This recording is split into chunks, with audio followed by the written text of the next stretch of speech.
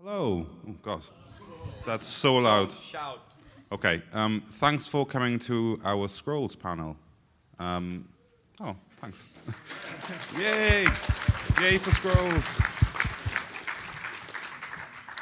So we've got lots of fun things planned for today. We've got some discussions of the future of Scrolls and some chats about the previous things that we've done and how things have changed. I am Owen. I'm not directly involved in the development of Scrolls, but I handle the website and do some of the flavor text and stuff like that with the guys. Now, I think we should introduce who we've got on the panel. So let's go down the list and everyone introduce themselves. Hello, my name is Mattis. I do, as all the artists, I do art. I paint the art and then I animate the art and then sometimes I paint other kinds of art. But I'm the most animate-y person, so I do call myself the animator. Mattis, the animator. That's a good title. I'm Mons. I write code and do a bit of game design. I'm Jon. I do a lot of the back-end stuff and the AI for the single player. Hi, I'm Henrik. I'm one of the artists, and I also consider it my job to stop Mons from doing game design. And now, as a side project at work, I also try to manage content production in some sense. I'm Poi, and I'm one of the artists, the newest addition to the artist team. Thank you for coming here. Newest, but not the least. We could have just used that mic for those guys. You want to go through your thing? Oh yeah. So we have a Scrolls tournament coming up at 2 o'clock over by the computer who's way over there. And we have an award for the winner, a painting that Poi has made. So we just thought we'd show that.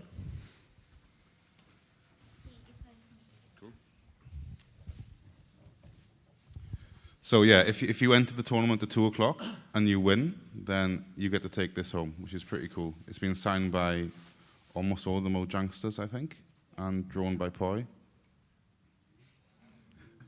I like the build-up, Poi. Turn it around.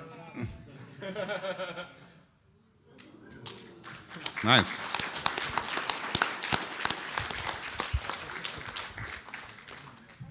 Cool. So Mons has lovingly prepared a presentation for you guys. So I guess the best thing to do would be to start talking about it. Let's do it. So over to you, Mons. I'm just going to leave it to Mattis. I'd just like to point out that that is a sister of the Fox from Scrolls, in case anyone was wondering. Painted in oil. No, that's acrylic. Okay, painted in acrylic, which looks like oil.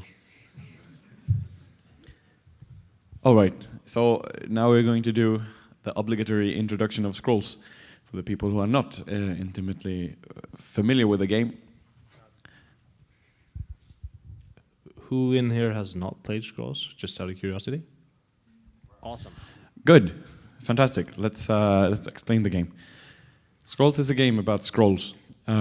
As you can see at the bottom of the screen, you have something that looks like a scroll, which is, of course, this game's abstraction of a card, because it's a sort of a trading card game or a collectible card game, collectible scrolls game. By playing matches in the game, you can, as you play the game, you get access to more and more scrolls, with which you build a deck.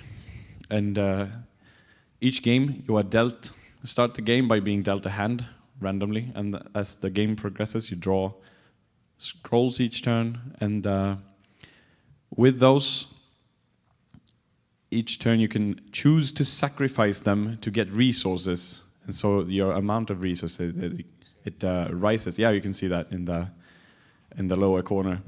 And as that number increases, you can play the scrolls. They have a cost. So as the game progresses, you play stronger and stronger scrolls. Some of them are creatures, as you can see. dudes with huge cannons and cannons without dudes, and dudes with slightly tinier cannons. And you place them on the board, they attack forwards in a straight line. You try to move them around strategically and wipe out the other dudes on the other side of the board. Eventually you clear a path to the idols in the back, and when you destroy 3 idols of your opponent, you win the game, and then you are a victor. And that is basically how the game works. A little extra detail, as you can see on the dude to the next to the guy on the lower left, he has his resource number has this little yellow icon, and the other guy has the little grayish blue spirally icon. These are the symbols of the 4 resources, different kinds of resources. And so as you play, you decide which resource you want to focus on, and there's an almost equal amount of scrolls for each resource. They have their own identities. So that's so that everyone does not play the same deck against each other, because that would get boring. We have these different identities. So we have energy, and they are the cannon guys. As you can see on the board here, they are one of the factions represented on this screenshot. They're very mechanically oriented and very aggressive. They have the most directly damage-dealing scrolls in the game. So they are the one with the largest freedom to just point and say, explode this, and then it explodes. And yeah, violent dispersal, for example, which makes a scroll be very destroyed. And then on the other side, we have the resource of order. Order is the more flavor-wise, they're an empire. They don't have that many scrolls that deal direct damage, and they are not super aggressive either, but many of them have effects that strengthen your army position-wise. So some help your units attack like more frequently than they would if they stand next to each other. Some boost units that are like front or back of them. So they are like an army. You build your little army and try to position it perfectly and attack with that. And then we have 2 other resources. One is growth. They look like shamanic Vikings and animals. They're very aggressive. And they try to come down on the board very fast. They have units that have haste, and they just attack as soon as you play them. And they're not all very strong as they come out of the board, but if you manage to keep the board and keep control of the board, many of them grow over time. That's why they're called growth. And the final faction here is called the DK, and they are some weird voodoo shaman people who live in a swamp, and they're all about DK. They have zombies, and they have people who turn units into zombies when they die. So they keep coming back. Sometimes, even as they die, they deal damage to the idols on the opponent's side. So even if you kill them, you still get hurt. And then they have a lot of poison effects. So those are the 4 factions of scrolls. I guess that's enough for the introduction. All right. So now we thought we'd talk a bit about what's coming in Scrolls in the future. So there's a new set of cards, 60 Scrolls in total, 15 for each faction, called Rebellion, and that's our next set. And we have Henrik talking a bit about what sets are.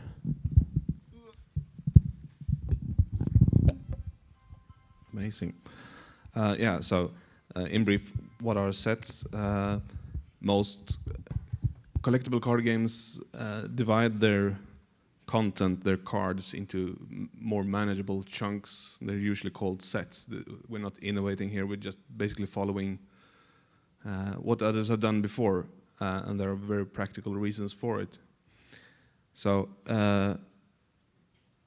in the beginning, we didn't have a need for this because we just needed to add more and more scrolls to the game to get it going. A card game is the cards, or there's no game without the cards, so we needed just a lot of scrolls in there. But as the collections have grown, the need has for making chunks of it has grown. So that's what we've done. We've divided the old scrolls into sets and are continuing to plan the new scrolls into sets. So as Måns said, we have chosen fairly small sets because we'll want to stay agile. That if we find that we need to change the plan in a certain direction, we can do it within a month's notice or something, as long as we keep the sets this small. So what are the reasons for sets? Well, currently for us, it's basically only a planning tool to give ourselves milestones in this marathon of making a collectible card games. There's no upper limit on how many scrolls we could make if scrolls is successful. So we're just using the sets as a planning tool.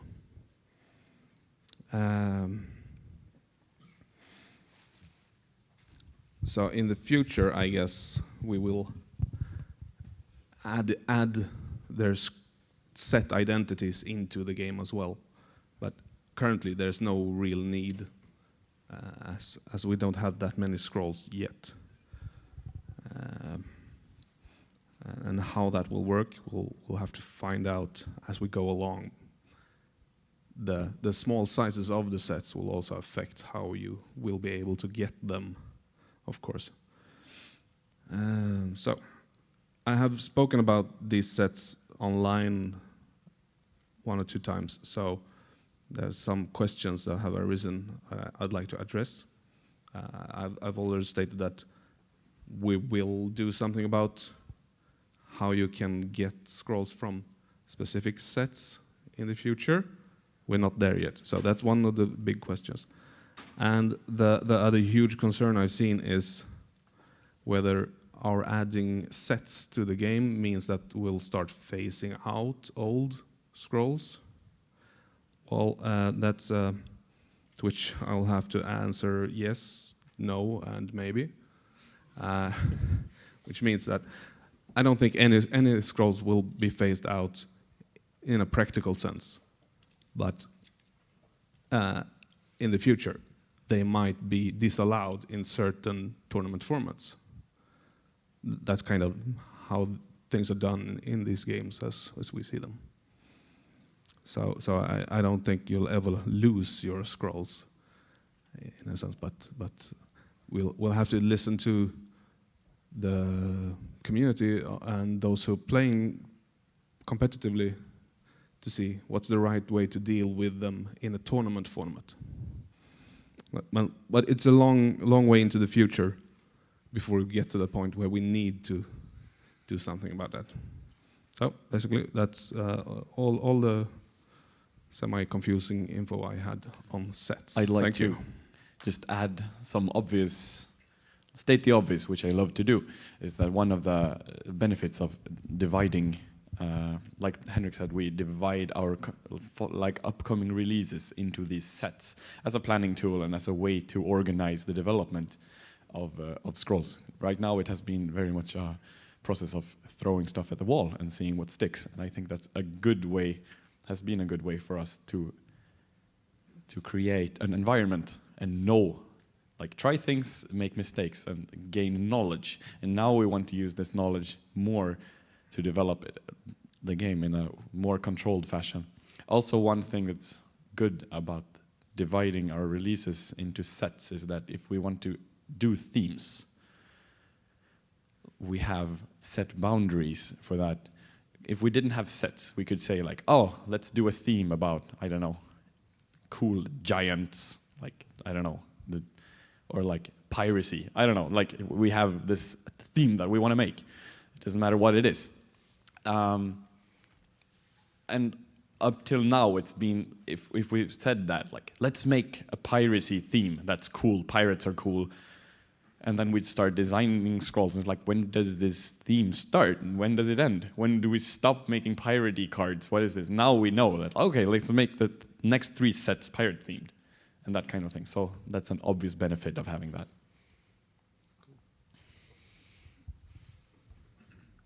So let's talk a little bit about what the next set actually is. It's called Rebellion. It pits the Empire, which is the Order faction, against the other factions, arising at the fringes of the Empire.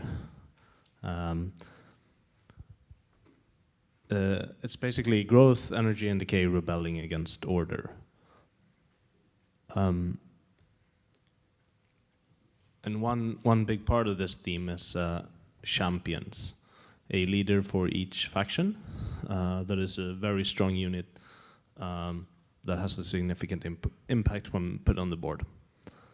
The one you see in the background here is Nuru, Flesh Seamstress, and she's the leader of Decay in this set. We also have K Royal Envoy, is it? In Order.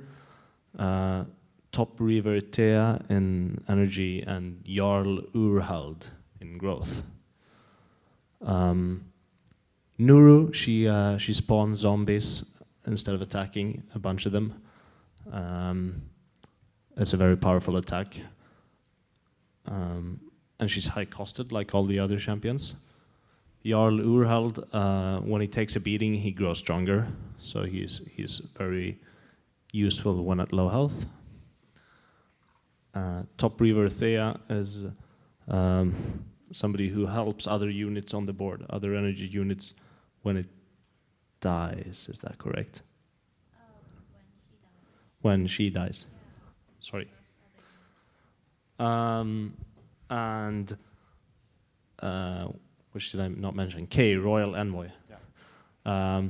She's harder to enchant or cast spells on for your opponent. It's a very, very strong unit. Another important aspect of this is idle hate. God, we hate idols. We hate idols. So basically what this means is we're introducing abilities and rules that will let you focus on taking down idols fast instead of going for units on the board. Previously in Scrolls, you've always wanted to go for the units first, and we're trying to make it more viable to go for the idols with an aggressive deck. So to do these things, we're introducing 3 new keywords. There's unique, which all the champions will have. That means that you can only have one of them on the board at a time. Dominion is an ability that says when at least, or while at least one idol is down, you have an extra power of some sort. An example of this is the Bladed Husk down in the lower left corner here.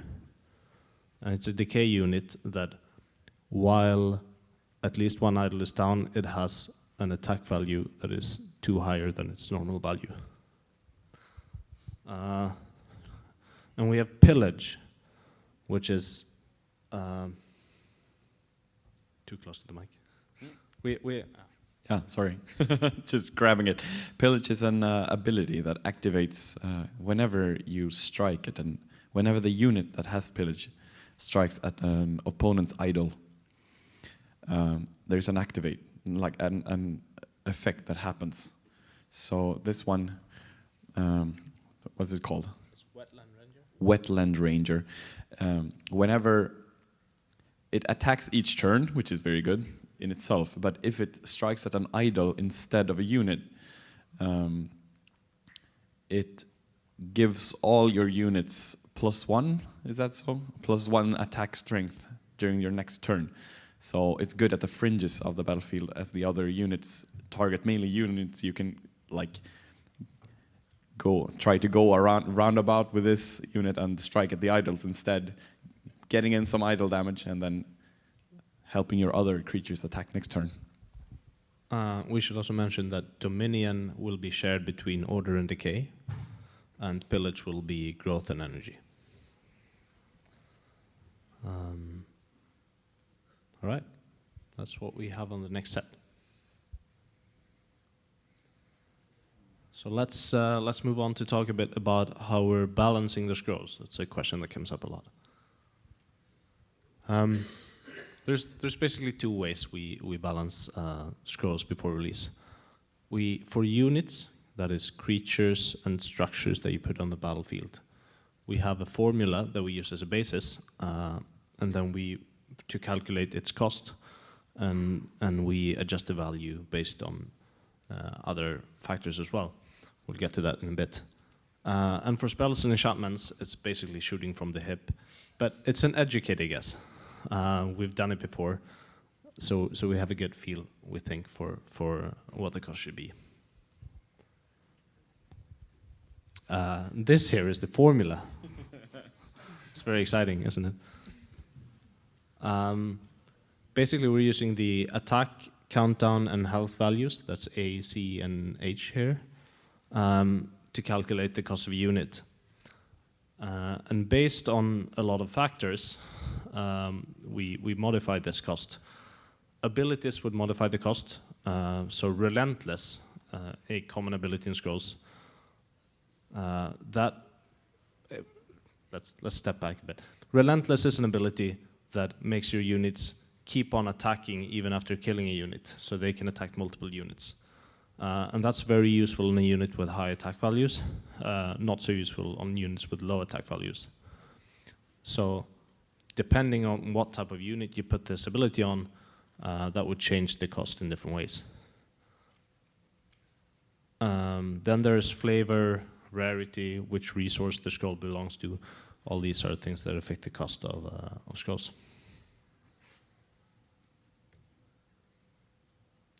All right, then we move on to internal testing. So basically we play the game, make sure that stuff works as expected and that the balance is reasonably good.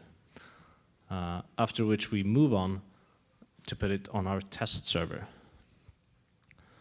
And the test server is a server with a small subset of testers that we've invited. Its primary use is to ensure uptime of the live server. So we find major issues and make sure those don't cause downtime on the down server.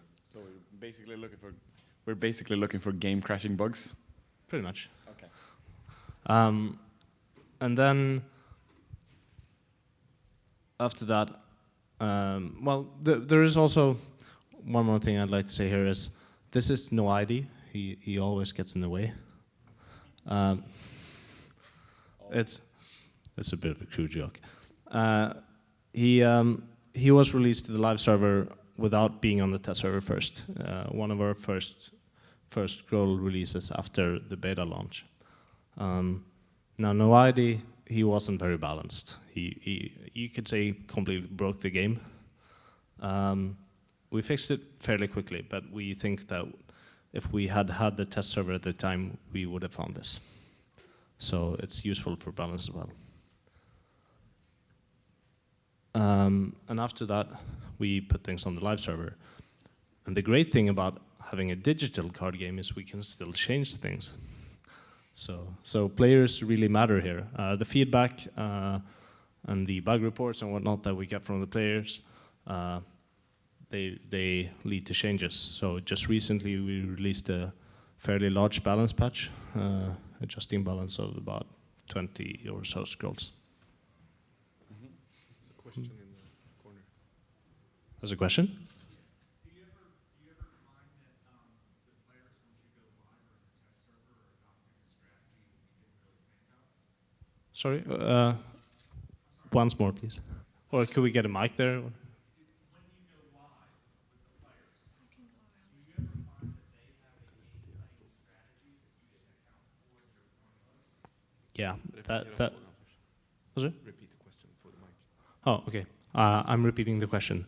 So when we put things live, do we ever find that players find a strategy that we didn't anticipate that could be potentially unbalanced. Is that right? Do you want to answer this? I was thinking that. Oh, sorry. I was thinking that if anyone wants to, have any questions. I Oh, could go up for we them. have a bit of space for questions later as well. Okay, well, let's just Yeah, we do find that there's been a number of cases where unintended uses of scrolls has been found, and we kind of like it. We're we're fans of combos that we didn't originally anticipate, as long as they're not too game breaking. There was one called Puppet Nutrition that just destroys an entire row with very little cost, or at very little cost. So we did change that, remove that combo, but in most of the time we like to leave those combos in the game.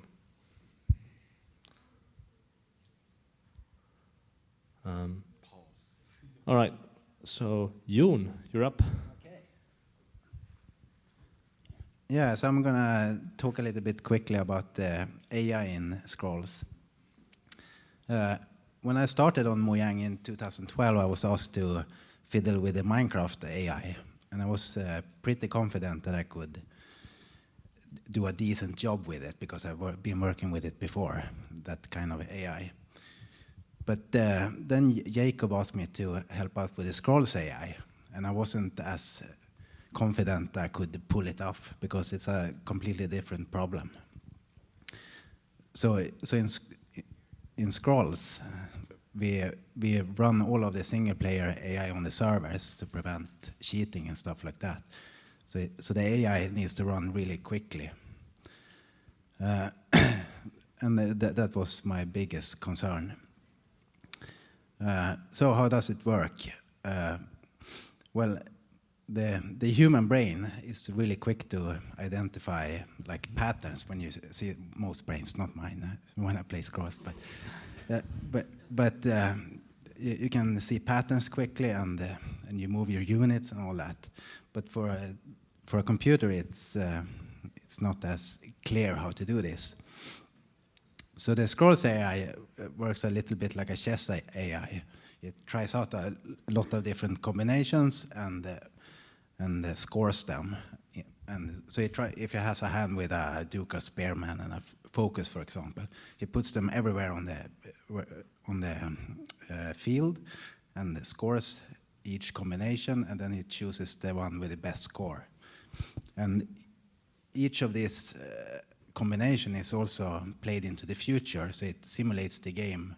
For the hard AI simulates it like 10 times turns into the future to see what's going to happen if he plays it there. Most of the things it does, it's really bad moves, but it finds some good ones and chooses them. And also the opponent's movements is simulated on the first end turn, so it can predict how the opponent also is countering his actions. And this is I think it's a very good approach to the AI, because it makes it very adaptable. For example, when we released the Decay Scrolls, we didn't have to change anything in the AI, it just worked because it's just trying out combinations with the new cards and scoring them and choosing the best one. Also, it's a non-cheating AI, so it could look on the opponent's hand and use that information to know what to do, or just draw thunder surges all the time. But that would be ridiculous, and I would be ashamed as a programmer. But also I have to admit there is a little bug now, so it's actually a little bit of cheat, but I don't think it's noticeable. If you play a burn, it will know what card it's getting next. Click the mouse over there. We have a question. Oh, question. Wait. calculate? Does it use the same formula to calculate the values of the cards as you do? Actually, it uses a different one. But when I found that formula a year ago, it was very similar. Okay. But I would say it was a little bit better than that one. All right. Because you did that one, the Yeah. first one. Of course. Of course. Thanks. But yeah. And it's also, it's not only, that's just for the units, it also scores like the idols and the positions and the number of cards on the hand and the resources. So it has a lot of fitness function, and it sums them up and selects the best one. So the AI is obviously used for the single player stuff, but we also use it internally, like stuff you don't notice. So when we released new precons, we released one new precon. Oh yeah, it's like the decks that you can buy in the store. We want to make sure that they're balanced, and to do that we can have the AI play thousands of games. So it takes the new precon and plays against other precons, the old ones, and it sees that, oh, this is about the same win ratio. Then we know it's balanced. And our first draft on the decay precon was winning 80% over the others, so it was not very balanced. Also, we found out that the start hand, if you played scrolls, you know that the second player has one card more than the starting one, and we found out that that's a good trade-off to make it more fair, and by playing tons of AI matches with different configurations. So it's very helpful, and that statistics kind of makes sense when we look in the database as well, what the win ratio is now, player against player. And then when we use it, it's like a code assistance as well. As soon as we change something in the code that we don't want to affect the behavior of the scrolls, we can run lots of AI matches before and after and make sure that they are exactly the same. Then when we optimize something or refactor, we know that we probably didn't change anything unintendedly. And we'll use it for other code stuff as well, but it's not very interesting. And then and I'm working a bit on improving it as well, and making deeper searches so it gets smarter. And we have a version in the office that makes much more dynamic movements and stuff, but it's far too slow still to release on the live server. So that's in the future. Okay, I think that's it. All right. I think that's the end of our prepared material. So are there any questions? Oh, I'll just make the a bunch. closest one. Oh, I have my son plays Scrolls, and I have no knowledge of it. And I'm wondering if you could possibly just do like a short demo of it, and one of you talk us through it. Would that be a reasonable thing to do? I was thinking just now, maybe we can play the trailer because some people haven't seen it in action. And as that's going, if you could talk us through it, say, look, here's what's going on, so we understand it. Because I think I've seen the trailer, and I still don't get it. If you plug this in, I think I can change the trailer. Let me just find out if I have internet access here. Oh yeah, we needed to play it. Or I can just play. I've got internet on mine. We can switch over for a second. That's not good.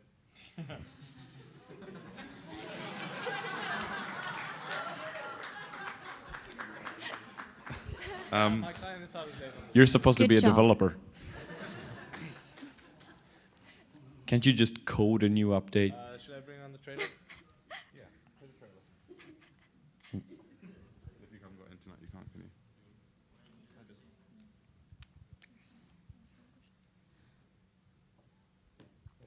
should I get some questions in the meanwhile? Sure. All right. Oh, we've got one here. Are you ever going to add an in-game currency to Because as scrolls, are you gonna have like? Because there's decks with resources, but are you ever gonna add like in-game currency after you won a game? You get a little in-game currency, then you can go buy packs, and then you can customize your scrolls of decks, or is that not gonna be a It's thing? in there. Oh really? Yeah. Oh, now I feel silly because I don't know since I just No, but it was a good question. All right. That's an obvious step to take, and we have taken All right. it. I think one of the big things with scrolls is that there's been lots of efforts made, so you haven't got to pay extra money to enjoy it. Like, I think there's a preconception with these kind of collectible card games that you need to kind of cash in and spend more money to advance through the game and to get to a competitive state. But that's something which is really important, I think, to Scrolls development. Like, whenever we're tweaking something or adding something, it's always right to the front of our minds that any player, once they've bought the game, should progress, you know, at a steady pace without spending extra cash. Next question. What makes a good or bad deck? Lots of creatures. You need creatures. You need to... Because there are spells that will kill a creature. Violence. But once you've used it, it's like... It's spent, right? And your hand is finite, so if you have 6 scrolls that do damage and you play all of them, then eventually you have nothing in your hand. But a creature, you put it down and maybe it destroys another unit, and then like usually 2 turns later it attacks again, and it keeps doing that. And that way you can invest on your board. And if you make sure that the opponent's units are destroyed and yours stay on the board, then you'll probably win the match, and that's what creatures do. So many creatures that attack often, there's a value called countdown in Scrolls, and if it's the countdown of 1, it will attack every single turn. Countdown of 2, it will attack every other turn. So 1 countdown creatures with good attack are very, very useful. Is there anything else? Like, basically, what makes a good Scrolls deck? Well, it's often a good idea to keep the number of resources you combine. You can mix and match the resources. Just use 1 or maybe 2 of them. Don't use all of them. All right. Next question. Yeah, I've been playing Scrolls for a little while now, and when I first started, I picked an Order deck. And I noticed that Order seemed to have a bit of a disadvantage versus Energy, and when I'm doing some research, I noticed that certain decks were good for certain decks. Is that intended as sort of a rock, paper, scissors, or are you hoping to balance each deck to where they're, good versus each other? We're not. It's not our intention to have a rock, paper, scissors mechanic between the factions as a whole, but between different specific decks, definitely. So you could build a deck that's all about the ranged units, and that will normally be very effective against spiky units, for example. But it's not our intention that you shouldn't be able to build a deck in Order that's good against Energy. This is also a question of the amount of scrolls we add into the game. The more scrolls we add, like eventually we'll be able to, when you have to pick again amongst a small subset of scrolls instead. Right now, if you want to, we don't have enough scrolls to have that kind of metagame. So some kinds of rock, paper, scissors situations, they appear, and hopefully as we add content, things will balance out themselves a bit more. We'll have to look into that as it happens. Next question. Okay, so I just played Scrolls for the first time today, and I was wondering, would you consider adding in a unit for each faction that could repair damaged idols over time? I think we're very we're cautious about that, because even though as a player, if you're losing, you will want to repair your own idols. We have a rule that we almost all agree on. We almost agree. This is how Scrolls development is. We usually almost agree on something, and then we almost put it into the game. You shouldn't be able to get back dead idols. Like when they're destroyed, they should be down forever, because Scrolls is already considered by some to be a slow game, and the more you're able to heal yourself back up, the more the game can drag on for like, I don't know, 60 turns or something like that, and that it's not very enjoyable. So we'd rather give the player an opportunity to kind of lose quickly and then get it a new shot. And just to be clear, we do have idle healing in the game, not units, but we have spells that heal idols. So we could potentially make units that heal idols, just not destroyed ones. Next question. Quick question. In the long run, do you have any plans on adding more than the current 4 factions, or is it going to be pretty much the 4 factions permanently? We don't have any plans.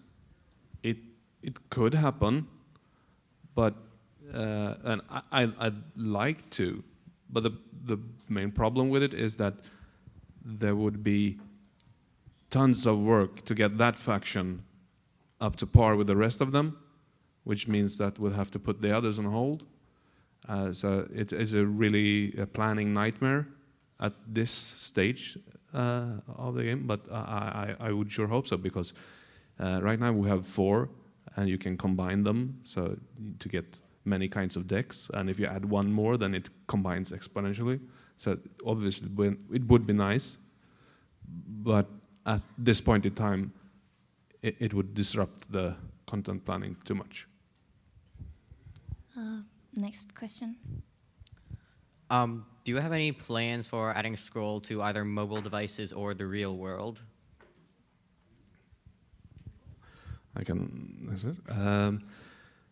We won't be making a physical copy, because that was from the start.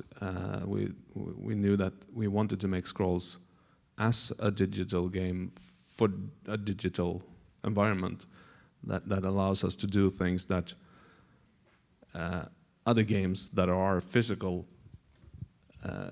get into troubles when they try to translate it into the digital environment. So there won't be a physical copy with these mechanics, at least, that's for sure. And tablets, we would love to have it on tablets. It's kind of a big step, so I think the current idea is to make it a bit more finished before we get there. We're still talking about this. We're not entirely sure. But yeah, it would be great on tablets. We've adapted it for touch controls. Like, we had lots of right-clicking in the game, and we took it out so that it would work on tablets. So we've obviously prepared for that idea. Next question. I just had a question about your backgrounds and what got you interested in this, and then I know we have a short time left, but kind of your creative process as well. Like how do you actually do this? How do you think of that stuff up and get to that partial agreement stage?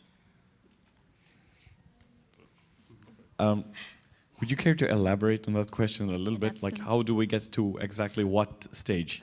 Well, you have these just incredibly deep visions for these characters and the scrolls and the abilities.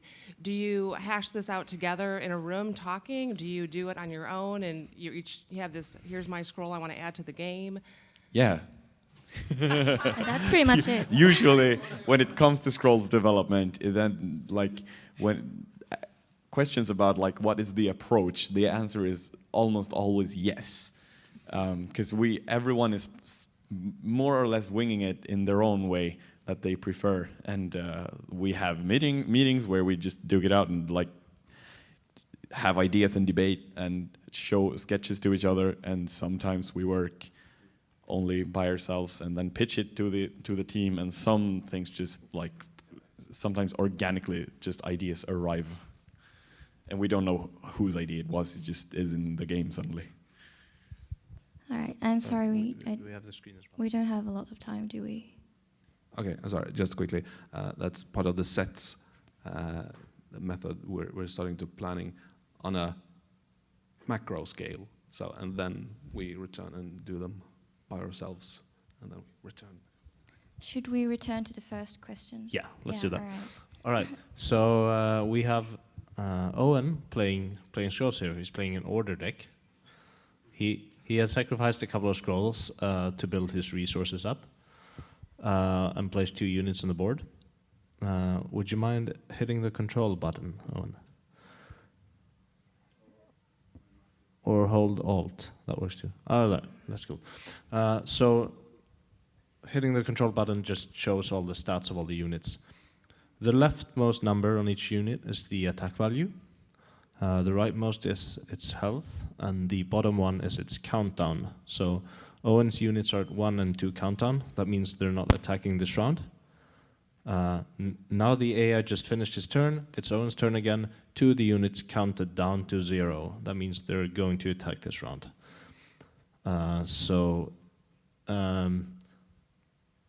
If he can move them 1 step each turn, any unit he likes. And when he hits end turn eventually, they will attack, dealing damage to that cannon.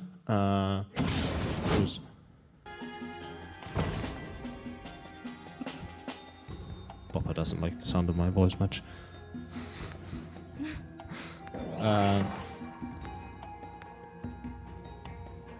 I don't know, you're playing weirdly. So, please endure, Owen. Please endure, for the sake of everyone. So, the thing is that lots of overload of information, but that's how it goes when it comes to these kind of games. All the units, they have an attack value, a countdown value, and a health value. And they also have abilities. Like, sometimes, like, they all have their own identity. So, for example, the crossbowman, he will only attack every 3rd turn, but he does 4 damage when he attacks, and it only costs 1 order resource. So you can plop it down on the board, and if you keep it alive, it'll deal a huge bunch of damage. But the investment is huge, because if the opponent kills him, then you'll have invested in him for nothing. This, the guy who's in the back of the left row, what is it? Click it, Owen, click. Royal Infantryman. He will increase the health of the units standing in front of him. So he's very useful like that. He supports the guys in front, so they can shield him well.